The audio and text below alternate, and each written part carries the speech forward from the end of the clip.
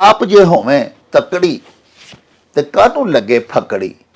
ਬੰਦੇ ਨੂੰ ਇੰਤਹਾਈ ਬਾ ਕਿਰਦਾਰ, ਮਜ਼ਬੂਤ ਕਿਰਦਾਰ ਵਾਲਾ ਤੇ ਅੱਛੇ ਕਰੈਕਟਰ ਵਾਲਾ ਹੋਣਾ ਚਾਹੀਦਾ ਹੈ, ਬੇऐਬ ਹੋਣਾ ਚਾਹੀਦਾ ਹੈ। ਤੇ ਇਨਸ਼ਾਅੱਲਾ ਅੱਲਾਹ ਪਾਕ ਦੀ ਮਿਹਰ ਫਿਰ ਉਹਦੇ ਨਾਲ ਰਲ ਜਾਂਦੀ ਹੈ ਤੇ ਹੋ ਨਹੀਂ ਸਕਦਾ ਕਿ ਕੋਈ ਉਹਦੇ ਤੇ ਕੋਈ ਇਲਜ਼ਾਮ ਲਾ ਸਕੇ। ਜੇ ਕੋਈ ਲਾਵੇਗਾ ਵੀ ਤੇ ਉਸ ਨੇਕ ਸ਼ੋਹਰਤ ਬਾ ਕਿਰਦਾਰ ਆਦਮੀ ਦੀ ਸ਼ੋਹਰਤ अपनी सोसाइटी च अपने वसेब च ऐसी अच्छी होएगी कि कोई यकीन ही नहीं करेगा।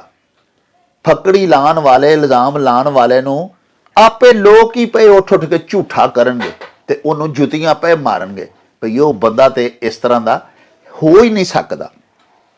यानी अपने किरदार दी, अपनी शख्सियत दी ऐसी नेक शोहरत अपने मुआशरे दे विच बखेरो कि दुनिया तुहाडी सफाई पई देवे।